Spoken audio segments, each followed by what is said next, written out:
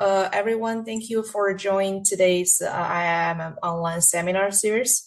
Well, we are very happy to have Dr. Wentong Chen from Santa Clara University to present her work with us. Dr. Chen's research covers international finance, macroeconomics, banking, and textual analysis. So actually, this is the second time Wentong presents her paper at IMIM. We once invited her to present her job market paper, right? So in our Rising Star series. So thank you, Wentong, for accepting our invitation again. We are also very happy to invite Dr. Wentong Song from UC Davis to serve as today's discussant.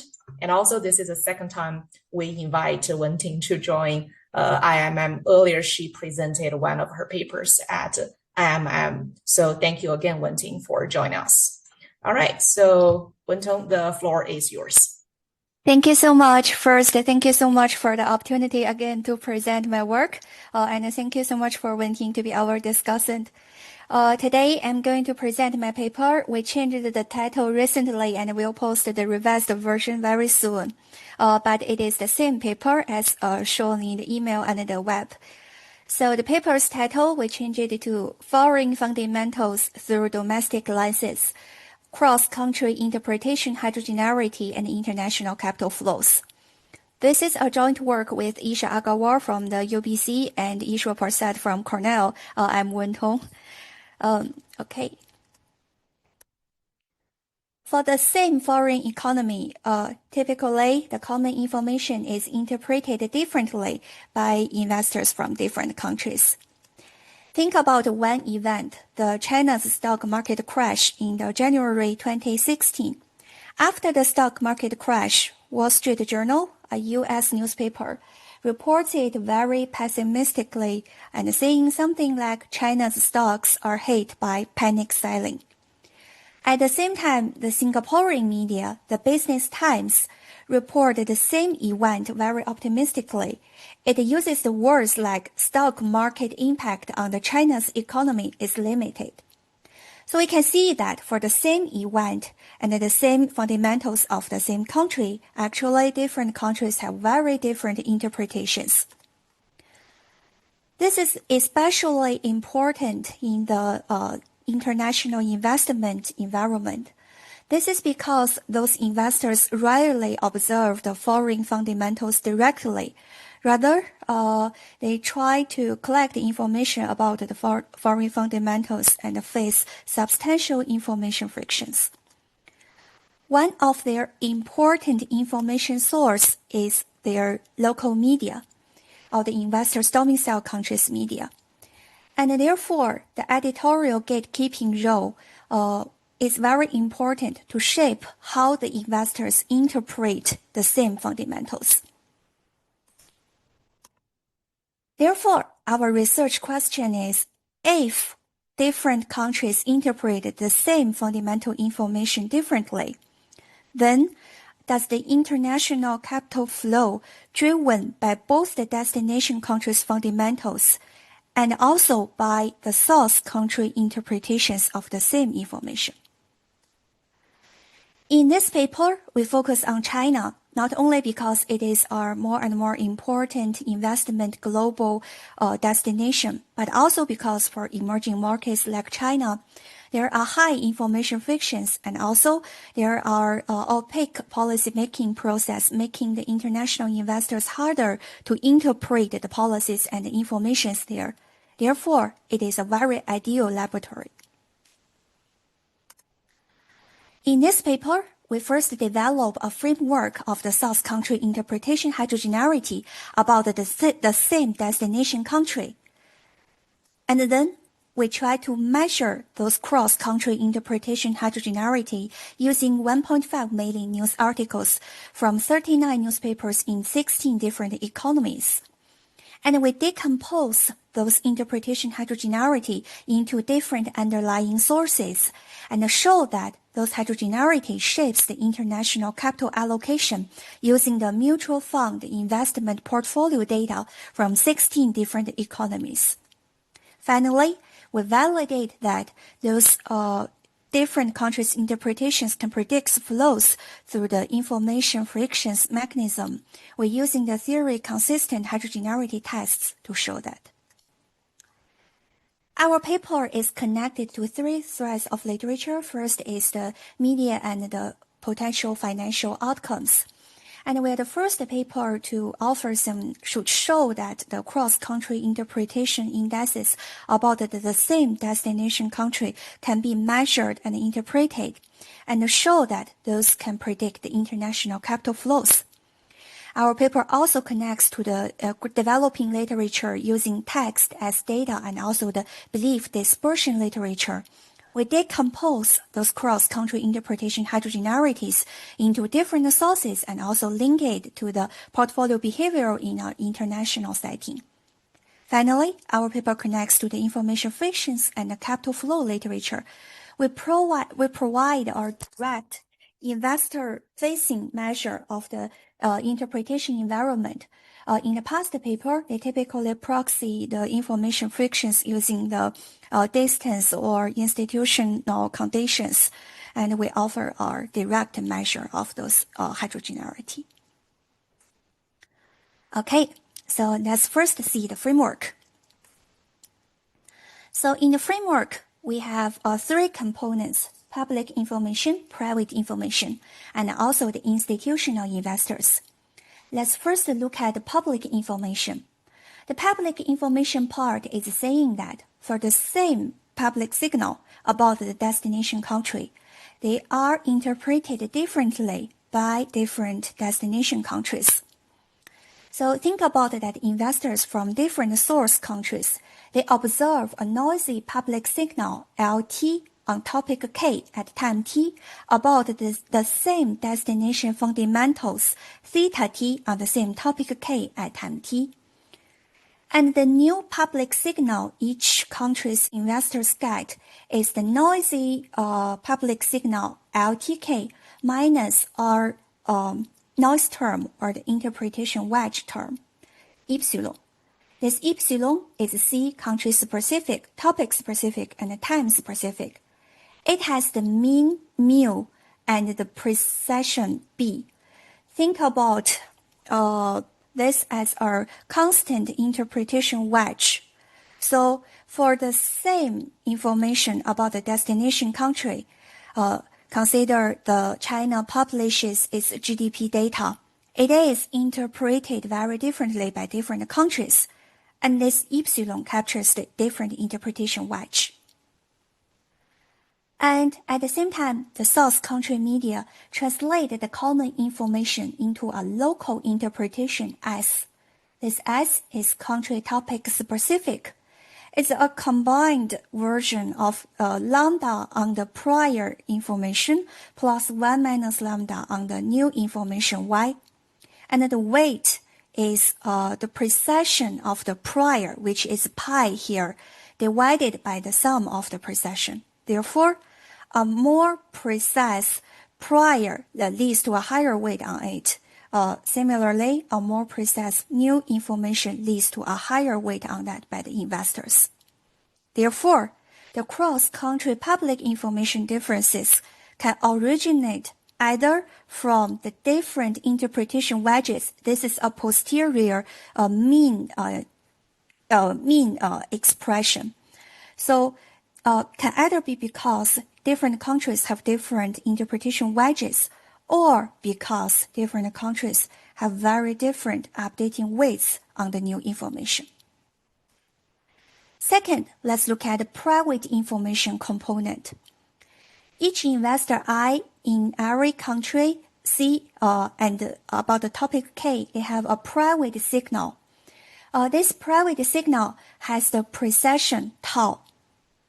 And the private signal's precession is a function of the investor's expertise, C, and also the destination country's complexity, omega.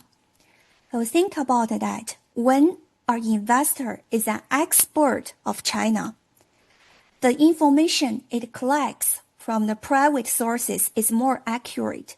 Therefore, the precession will increase. So the partial derivative of this precession tau with respect to the investor's expertise is positive.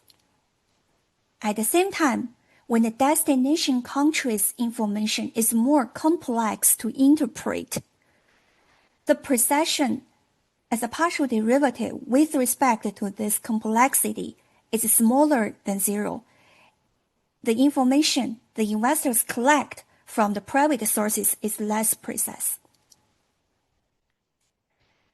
Now, let's go to the portfolio choice, the third component. We assume the standard mean variance investor. It chooses the destination exposure of each destination D. For the share of the allocation to the destination D's assets is A. For the investor I in country C at the time T, their allocation to the country D is a function of the posterior expected return mu. A higher return leads to a higher allocation to the destination country's assets. A risk aversion gamma. If an investor is more risk averse, it allocates less assets to the destination countries. And also the portfolio's variance. A more volatile portfolio leads to less allocation to the destination country's assets. And suppose the destination country's excess return R of the destination country D is a linear function of all the fundamentals theta of all the topic K. Suppose the loadings on each topic is beta K. We take the sum of all the topics at a constant term. And there is a noise term which has zero mean and variance sigma omega. And the investors, they have a posterior expected return which enters into the portfolio share here is alpha plus the loadings times the investor's estimation of the country's fundamentals theta, which is a weighted average of the private signal and public signal. So the weight on the private and the public signal, omega, is a function of the precision level of each of the information. This tau is the precision of the private information, and the pi is the precision of the public information. So a more precise private information leads to investors to put a higher weight on the private signal, and a more precise public information leads to the investors to put a higher weight on it. Similarly, the posterior return variance is a function which is in the denominator here. It's a function of the excess returns noise variance plus a linear combination of the beta k, the loading square, times the variance of the combined public-private signal.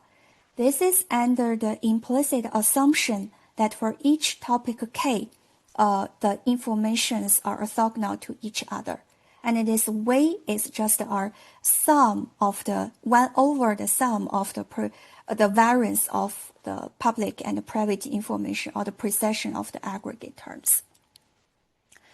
We make 3 empirical predictions to guide our empirical analysis.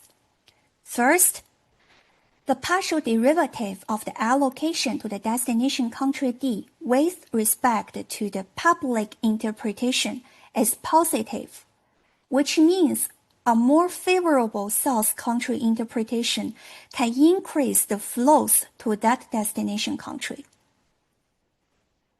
Second, if an investor is an expert in the destination country, it will reduce the reliance of the investors on the public interpretation.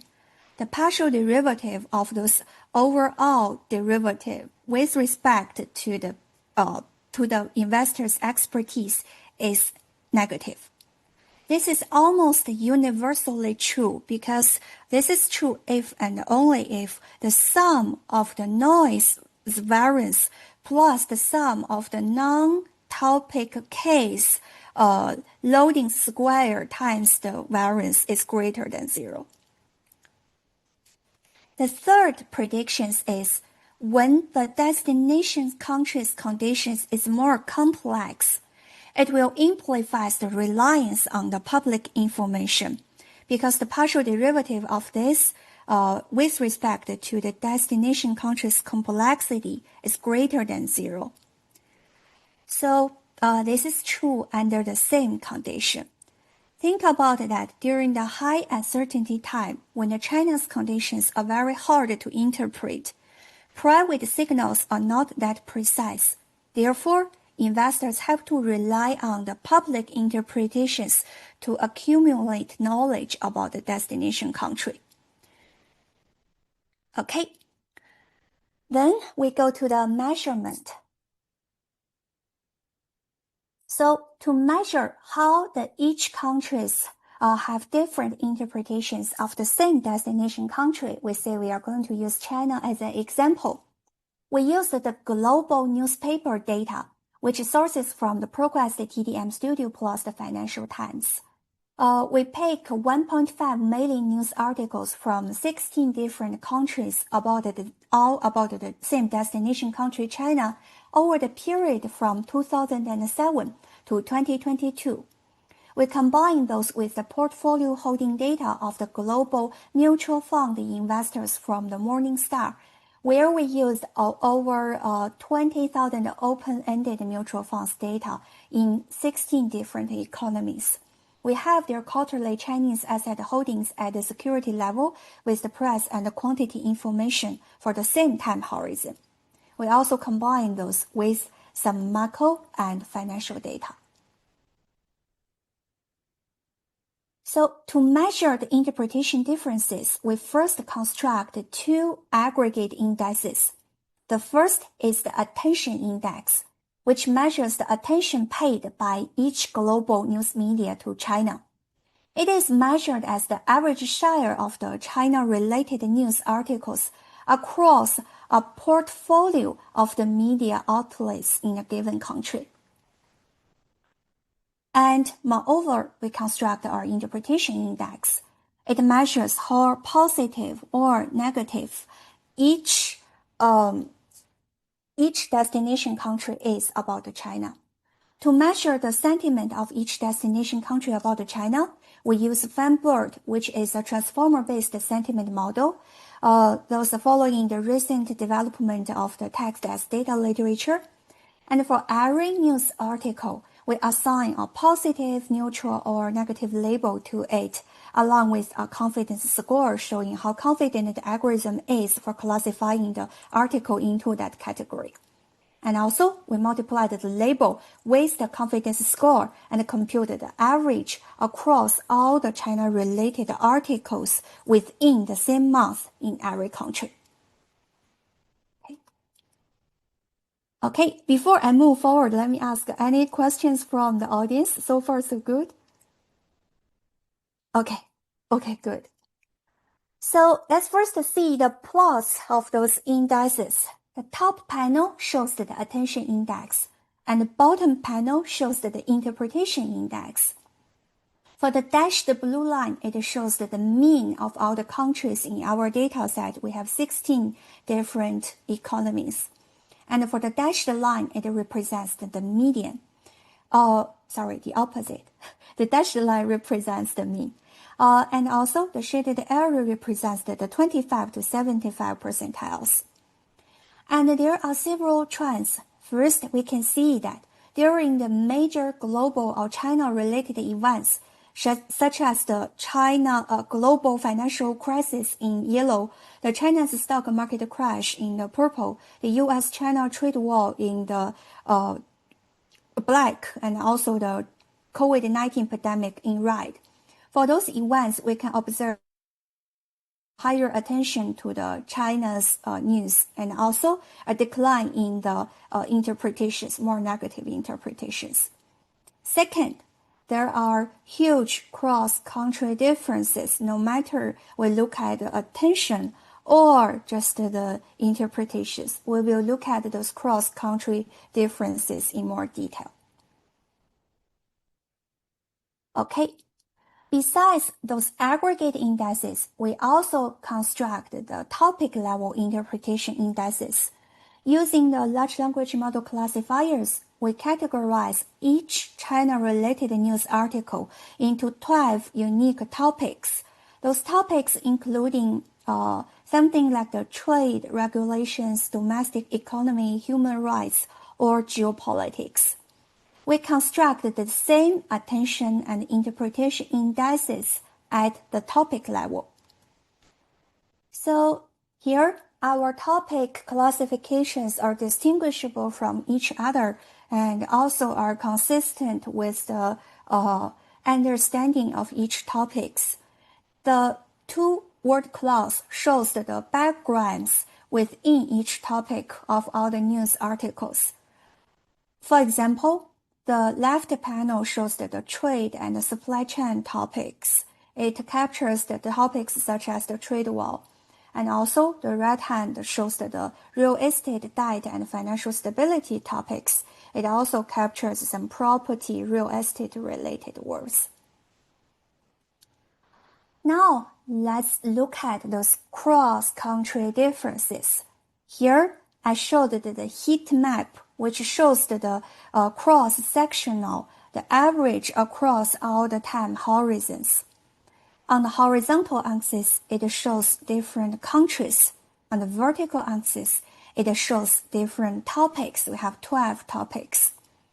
This heat map first shows the topic attention.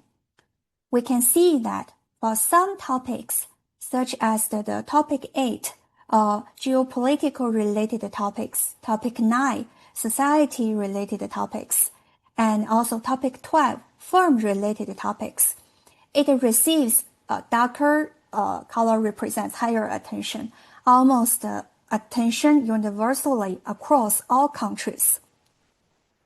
And if we look at the different countries' differences, we can see that for Taiwan, Thailand, and Korea, they focus more on the geopolitical related topics when they talk about the China.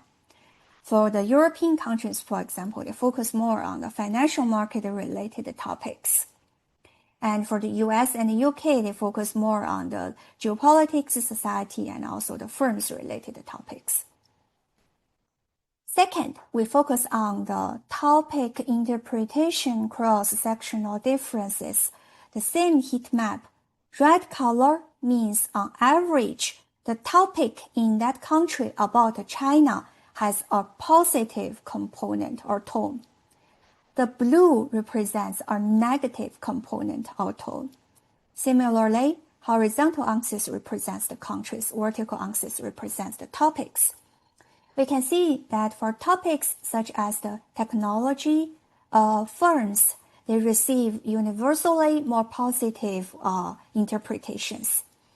Well, for the security, human rights, and health-related topics, and also the governance regulations, there are more negative interpretations globally.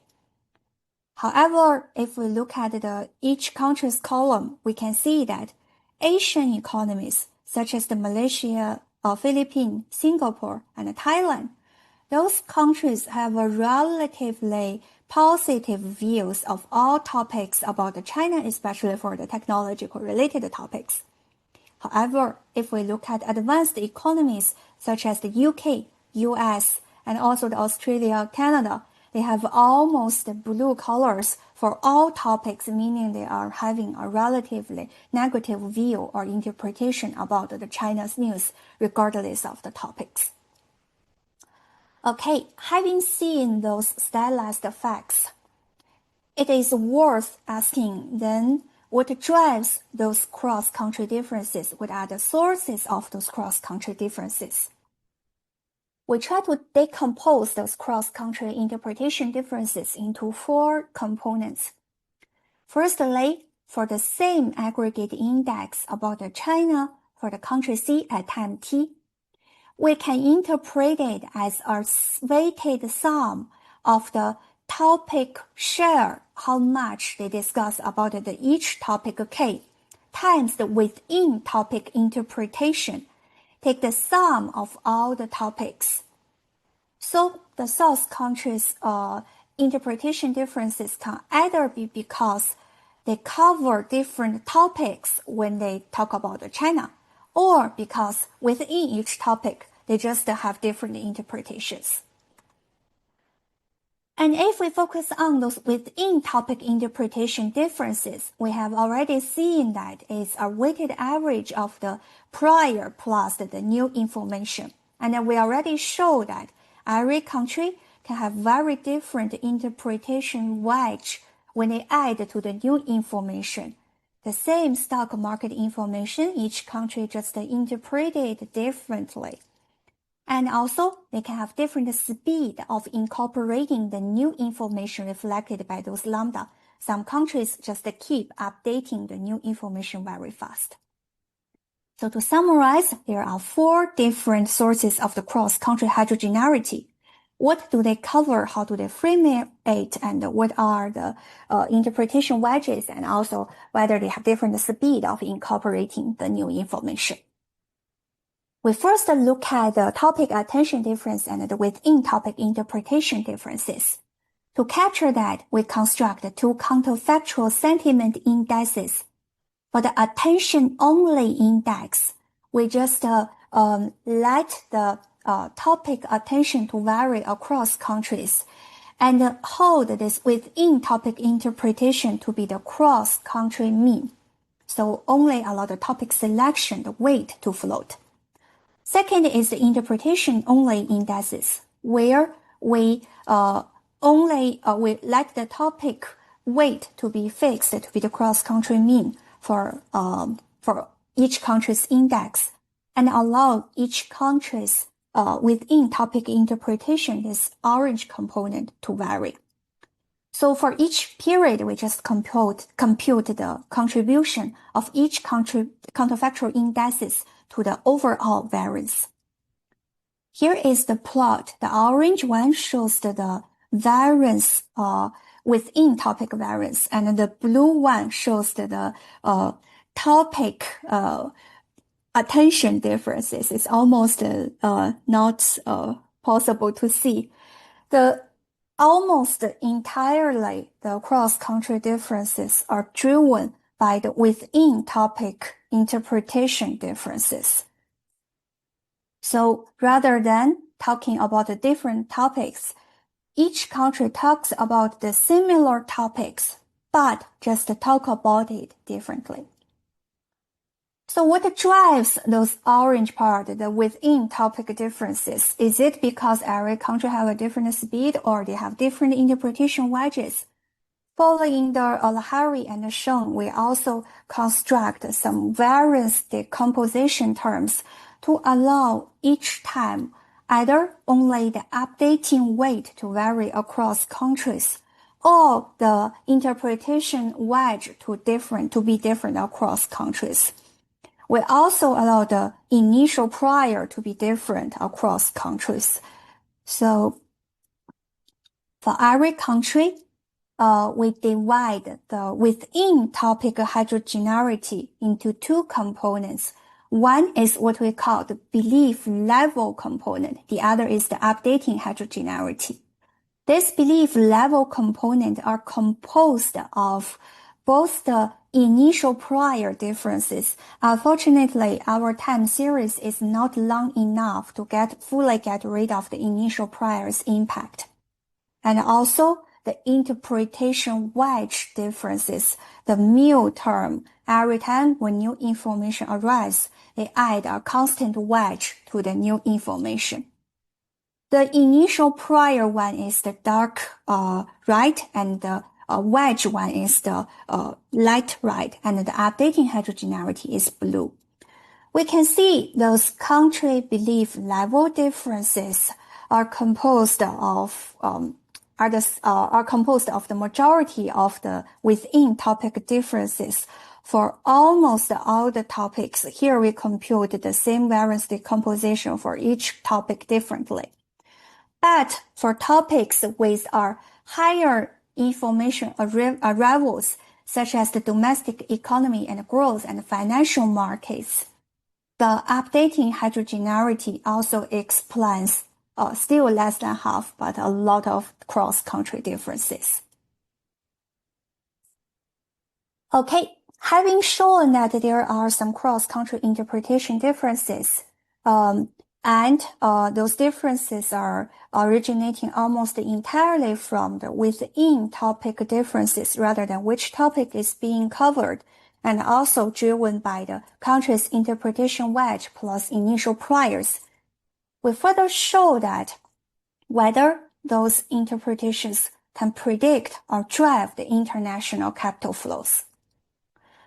So in our baseline analysis, we used the empirical strategy of regress our mutual fund I-level flow on the indices adding a group of macro and financial controls, X, controlling for several fixed effects. For this flow, it is constructed as at each fund level, what is the total funds capital flow to China. It is constructed using the Morningstar's mutual fund security level data.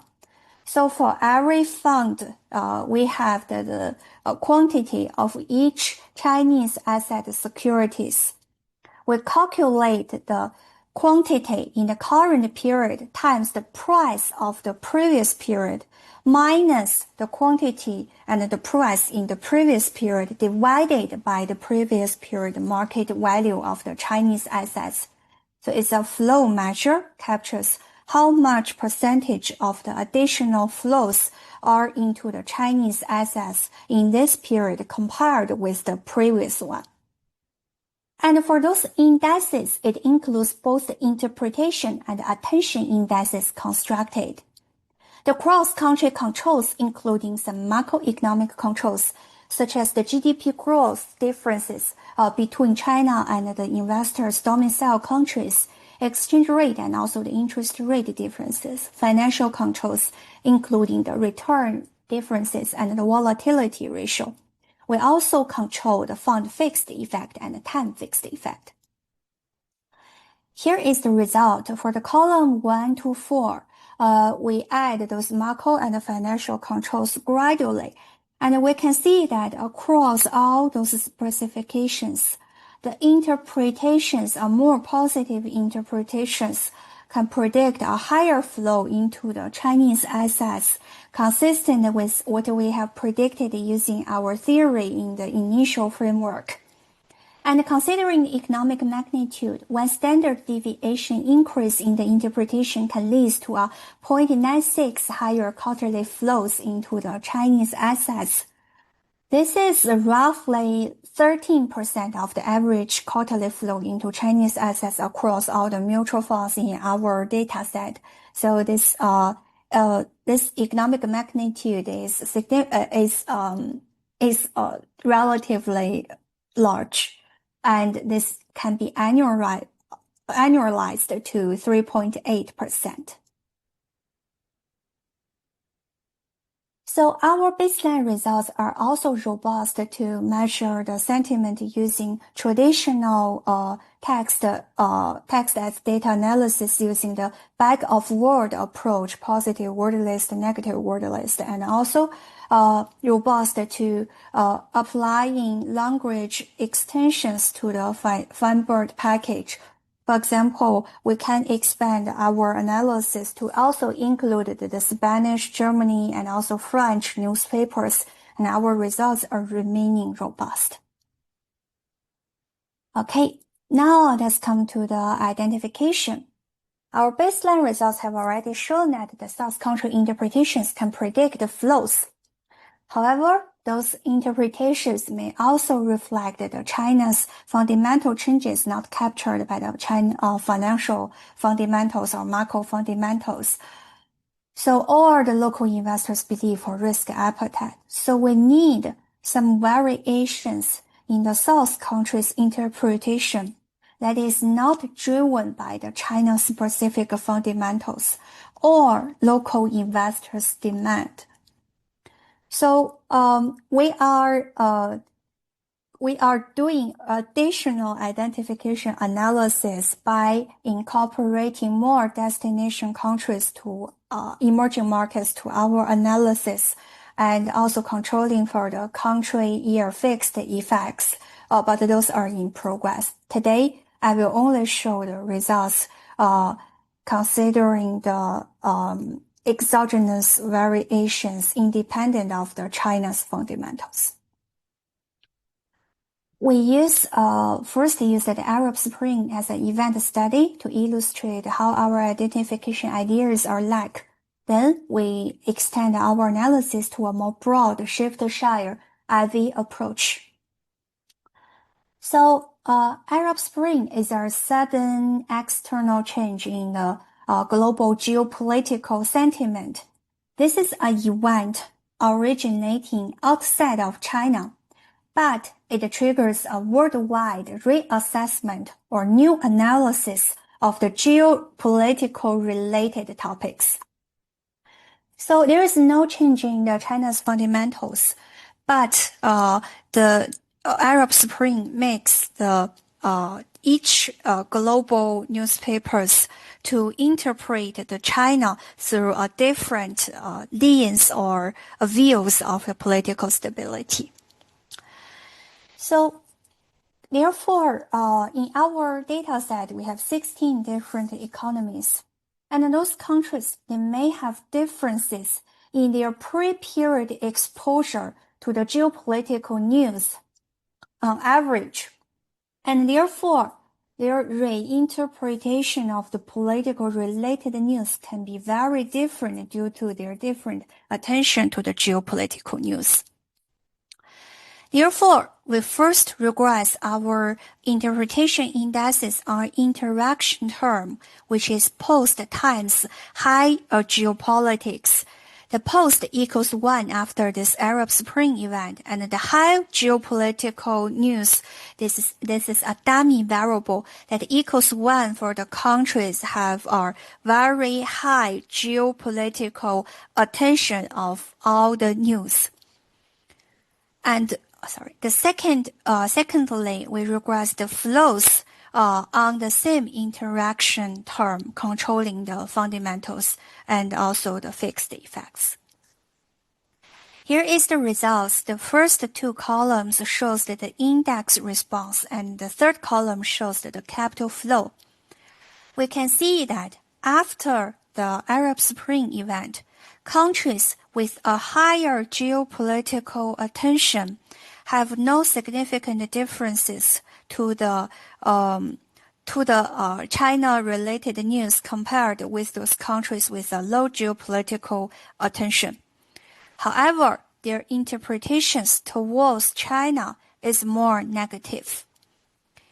And the capital flow for those countries with a higher geopolitical attention, their flows into the Chinese assets after this Arab Spring event is significantly lower than the countries with a lower geopolitical attention.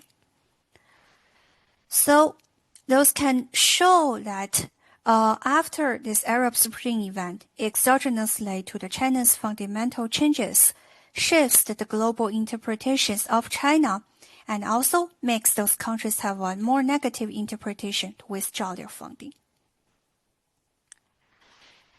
So, motivated by this Arab Spring event, we also used our shift-share method.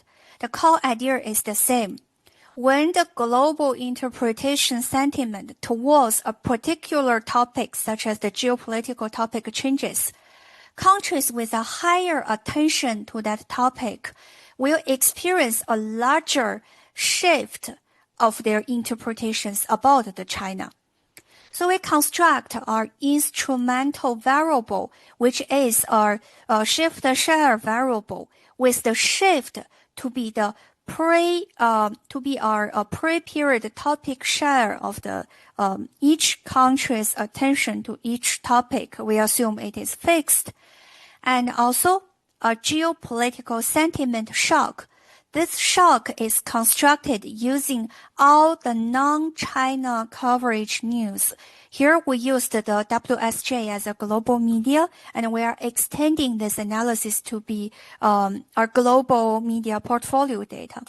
So this Z captures the exogenous shocks in the each topic changes. And we regress our interpretation indices on this IV, and our flows are positively related to this IV, meaning that a more positive sentiment can predict or leads to a higher flow into the Chinese assets. So finally, we come to the mechanism. Consistent with our prediction too, we want to show that investors with a greater destination-specific expertise rely less heavily on the public interpretations. We use 4 destination country-specific measures or mutual fund specific measures to proxy the destination country-specific expertise. Those are the early entries into the Chinese assets with our early entry into the China's market have a higher private information or expertise about the Chinese conditions. And a higher China's asset share means it has more expertise or private information. And higher accumulated information stock, meaning both the mutual fund has both early entry into the Chinese assets at the same time have a higher China's asset share. And also the mutual fund is located in a geographically proxy to the China country. And we estimate the interpretations of the interpretation index with those information proxies. Similarly, to analyze how the prediction 3, when the fundamentals are harder to interpret, the public interpretations matters more. We proxy the destination country's complexity using the high volatility periods of the China's stock market return volatility. And similarly, we also used the interaction term. And here, it shows that the results adding both the sentiment and those interaction terms. We can see that with the exception of the higher share, the early start, and investors with a higher information stock and also located in a geographically close to China countries, they rely less heavily on the public interpretations of the China's conditions, likely reflecting they have a more precise private information. And for those high share, it's not significant. This is likely driven both by the investors have a higher, more precise private information at the same time. Since those investors have a higher Chinese assets share, they have to collect more information. So their information demand is also very high. So which makes the overall results ambiguous. And also, the final column, during the high volatility periods, the private information is less precise or trustable, so investors rely more heavily on the public information. Okay, then we come to the conclusion. So we show that the source country for the same destination country, they will have very different interpretations. And those interpretations using China as an example are driven almost entirely by the within topic interpretation rather than by the topic selections. And also, those within topic interpretation differences are mostly driven by their belief level or interpretation wedge differences rather than they updated the information at a different speed.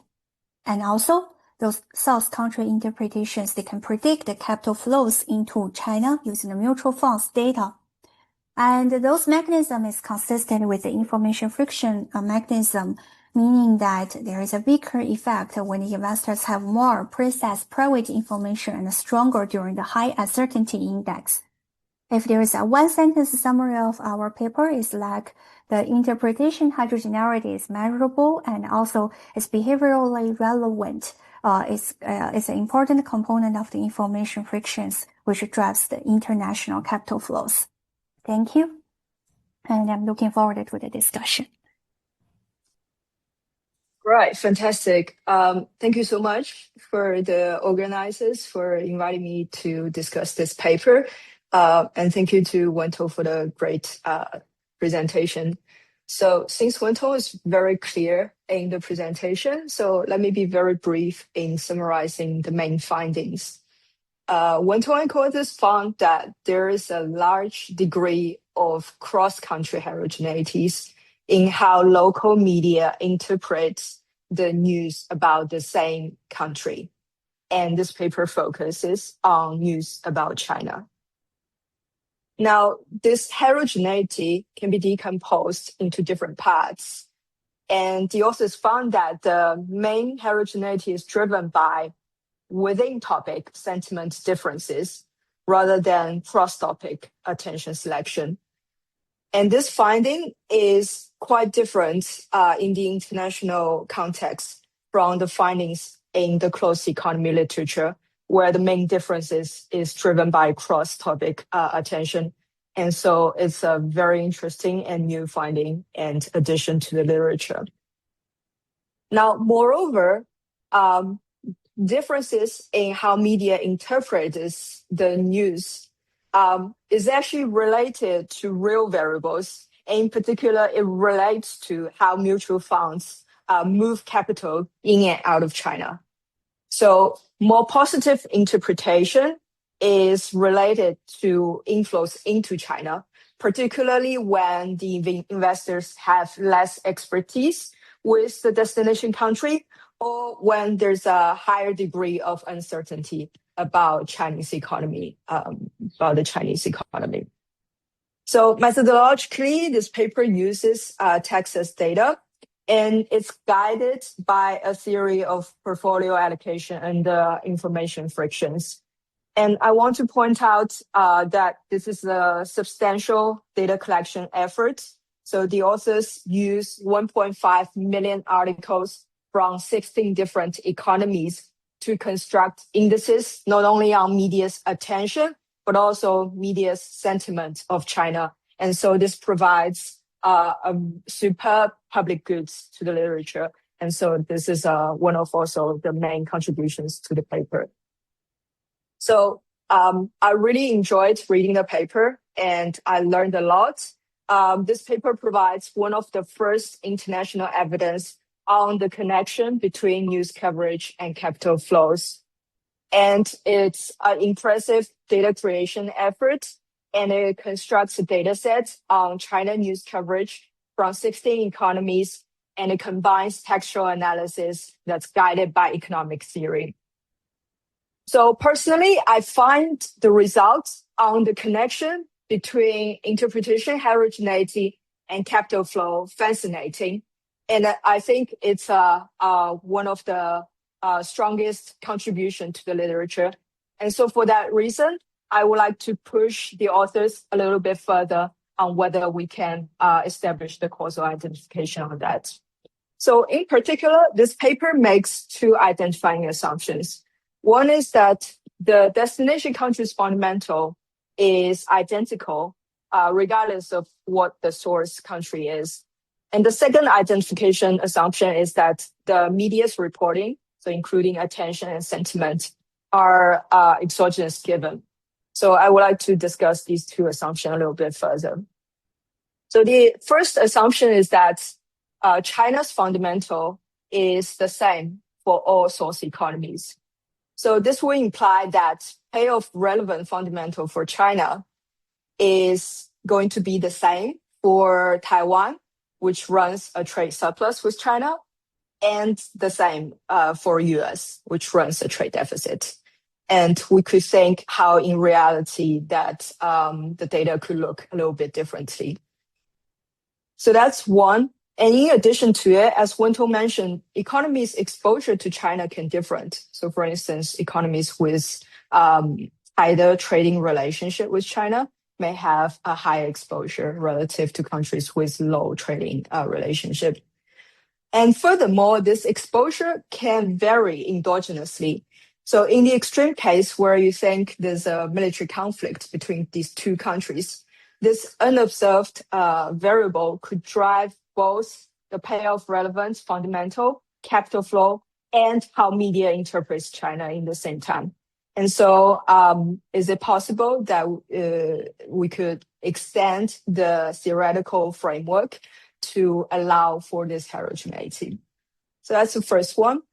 And the second one is that in the paper, media's reporting, which includes how much attention media pays to a country and across different topics, and how positive the sentiments are within a topic, are assumed to be exogenous given. But we know from the literature, including my own work, that media outlets is also a profit-seeking entities. In most cases, they report to their owners and to their shareholders. And as a result, media's reporting is determined as a choice. So there's editors choosing the news coverage, and this journalist writing the articles. And so because of that, both media's reporting and capital flows can actually be influenced by common unobserved factors. And one of the factors that comes into mind is if China owns local media, or if China has a certain influence in foreign countries. And indeed, there seems to be some evidence on that. So Freedom House is a nonprofit organization which compiles the index of Beijing's global media influences.